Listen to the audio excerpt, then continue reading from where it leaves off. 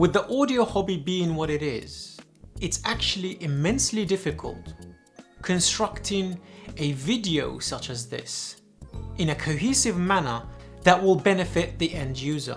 So here we're going to do something different with the ranking system of headphones, amplifiers, DAC and IEMs, so that hopefully it will bring you some clarity when making your purchase decisions. I think lumping all categories together tends to become convoluted. Finding that an AirPod Max is in the same category as a Sasvara just because of what the video said it was and how convenient it was, without a separate system, I think is convoluted.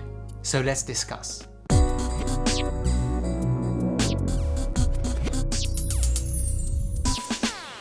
For this video and for this guide, we will construct 3 separate tiers: hi-fi, mid-fi and lo-fi. And for each of these categories, we will create a set of scores.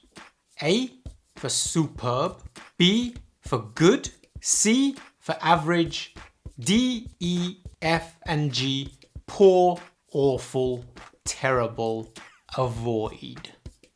And at the top will be a S-class tier.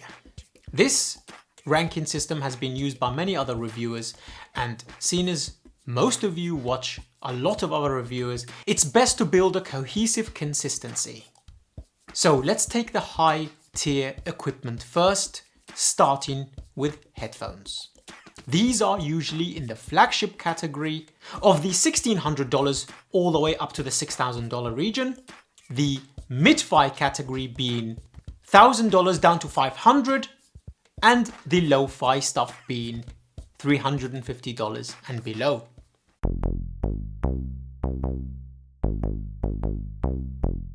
So starting with the hi-fi category of headphones. Aria Stealth, Aria V2 sits around $1,400 to $1,600 usually. This headphone is comfortable, it's convenient, it's light, it's everyday wearing, and also it's very adaptable to genres. With a wonderful stage that expands and shrinks, beautiful layering, yet with difficulties in regards to powering it well. So that will be a score down. Build quality is okay, comfortable, but not premium. Another score will bring it down if these things are important to you. Accessories is god-awful and the box is terrible. So the fact that this headphone is a very good performing headphone, it sits firmly in the A category. The Focal Clear MG, the Focal Clear OG sits around the same region. These are beautifully premium made headphones, beautiful presentation, great accessories, sound wonderful, a bit genre specific, and the tuning sometimes can be off in the treble region, especially the Focal Clear MG. So this is not conducive to all genres and to all audiences. This headphone, I believe, sits firmly in the A category. LCDX 2019 to 2021. Very well constructed headphone, genre specific, heavy, good accessories, good packaging, great technical customer support, fantastic bass region, but detail, stage, sometimes can be hit and miss. This is a B tier headphone. Still good, just not exceptional. HD800S, exceptionally well built headphone. Good packaging, really beautiful presentation, good accessories, cables are ergonomically a nightmare, plastic construction but built really well, very comfortable. Open back headphone sits around $1,600 usually. Now this headphone is very picky with source gear. Not only that, it does what it does very well, but it's not a versatile headphone. It's a wonderful headphone for what it does, really good at what it does, but not good across the board. We find problems with the frequency response in the treble region. We find lack of attack in the bass region at times. Stage is wonderfully huge, yet it does not shrink and expand. A B tier headphone. Climbing up to the $2,000 to $3,000 category, still in the hi-fi region. Verite closed, Atrium, Verite open. The family of ZMF headphones, built really well. Customer support is superb. Usually, as a rule, very adaptable to a vast variety of genres. Comfortable and definitely a work of art. A-tier headphones. Diana V2 from Abyss. Very well constructed, beautiful tonal balance. Okay accessories. Technical support, I have heard a lot of things, but hearsay can't be defined as objective. This is an A-tier headphone. Fostex 909s, beautifully constructed, terrible accessories, terrible box, very amplifier DAC dependent, but when on the right chain, beautiful, very comfortable. This is a B tier headphone. CMA Empyrean, $3,000. One of the most beautiful headphones ever created, but now Atrium has come out. I must admit, different variations of art, but yeah, Atrium is up there definitely, but CMA Empyrean still might be one of the most beautiful headphones ever created, and especially in that copper, red and black. But its tuning, its performance is just good. It's good for a variety of genres, a B tier headphone. Accessories is wonderful with that headphone. Customer support has been great. Focal Stellia, a headphone that actually does what it says on the tin. A flagship headphone on the go. Superb driver resolution, beautiful construction, wonderful accessories, beautiful presentation, $3,000. This is an S tier headphone. Climbing up to the flagships, Hi-Fi Svara. Built, comfort exceptional. Sound quality, world's best, but requires a very powerful chain behind it. An incredible amount of money needs to be put into it, but its actual performance for what it does when driven properly, as a headphone, it's comfortable, it's ergonomically correct, terrible accessories, okay presentation. This is one of the world's best headphones. S tier headphone. Audeze LCD5. Ergonomically brilliant, very small, lies flat, wonderful accessories, incredible presentation, hefty price tag, detail galore. Yet there are some problems with the sound. Timbre is not too great, stage is not enormous. Yet a flagship headphone. A-tier headphone. Final Audio D8000 Pro. Superb construction. Comfortable, but a bit heavy. Presentation, not bad. Accessories, adequate, nipping at the heels of Svara. Detail is not as good. Transparency, not quite there. Compared to Svara's resolution, nipping at the heels of Svara's, but not quite there. This is an A-tier headphone. Focal Utopia, $4,000. Construction, wonderful. Heavy though. Beautiful presentation, wonderful accessories.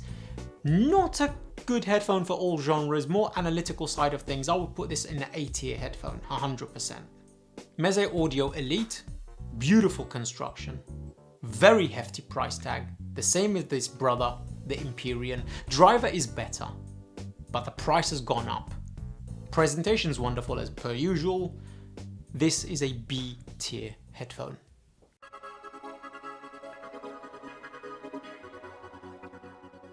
Dropping to the mid-fi section. There are some good headphones here. Over there is the Aria Quad ER1 under $1,000. This is mid-fi, but it performs really well. Presentation's quite nice, comfortable, very well ergonomically designed, conducive to a good set of genres. A-tier headphone. Bowers & Wilkins P9 signatures, if you can find it. Superb sound quality. but picky as hell, uncomfortable, very well designed construction wise. This is a C tier headphone. It's too picky. Most people never really experience what it can do, and you have to spend 3 days explaining. Can't be done. But the sound is absolutely exceptional when you find the right chain. Beyerdynamics T1 V2. This is one of my favorite headphones from Beyerdynamic. Ultra comfortable. It's along the same side as tuning as the DT1990, but a little bit better resolution, a little bit better controlled. I think you can find this headphone pretty cheap these days, and it really is a nice headphone, especially on tubes and classical music. This is definitely a B tier headphone. I still like this headphone a lot. Construction is really nice as well. Beyerdynamic headphones tend to last a very long time. And for the same reason, I'll put the DT1990 in the B tier headphone as well. It's a very good headphone actually. If you're in this region, it definitely should be put on top of your list. LCD2, this is another B tier headphone, same as the Odyssey line. They're very well constructed, very comfortable pads, heavy construction though. Some people can wear it all day, other people can have to take it off after an hour, but build quality is okay, customer service is wonderful, presentation is always good from this lot, definitely B tier. Sennheiser HD700, there's a lot of driver variation with this. I've owned 3 and none of them were the same as the very first one. Basically the very first batch of headphones that were released, and unfortunately it's a hit and miss with this one. It's still one of my subjective favorite headphones in this sort of category. I would firmly put this in the C tier just because of that driver variation. I would have put it in B 100%. They're comfortable, they're built very well. It's just a bit of a nightmare, and they're slightly V-shaped. Actually, they're quite V-shaped when I think about it, and it's not good for all genres. But if you can get the OG, definitely grab one. It's very interesting. It's a nice headphone, and it's still got some life in it, I believe. Emotiques. Now these are a closed back headphone, wood design, like a Verite closed, but for the poor man. It really does look beautiful. They're V-shaped, they perform quite well. Not too bad, construction is quite nice. I never saw the box that it comes in. Its accessories were piss poor, to be honest with you. The cable was awful, but it's a 2.5 connector and it's flush, so you can really replace this cable easily. It's not too bad. This is a firm B tier headphone. I actually really did enjoy it.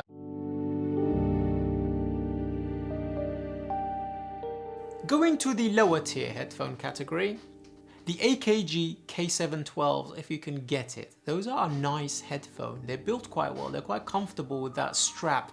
And the sound signature was honey sweet in the mid-range and really good bass region, like really gritty, and you feel the rumble. I honestly do like these headphones a lot, and these are definitely a B tier headphone. Wonderful. Honestly, very, very wonderful.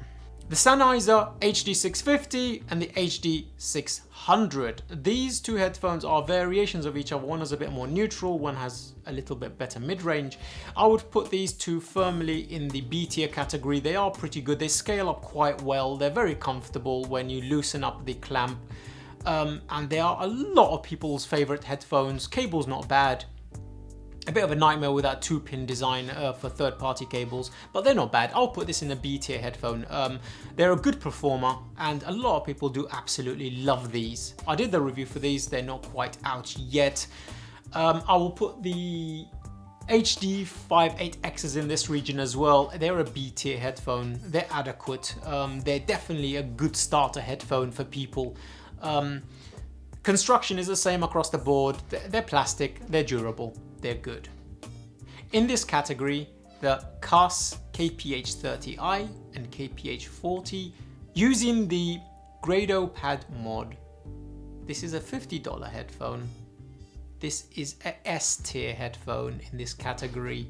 For this category, it's absolutely amazing, and this will show you don't have to spend a lot of money to get really good audio. Talking of CAS, it's the KSC75, another S tier headphone in this category. $17, absolutely ridiculous performance, especially when you throw it on high-end equipment. I have one of these at hand all the time. It usually is the vanguard of my headphones when I'm testing new equipment, just in case things need to blow up or something.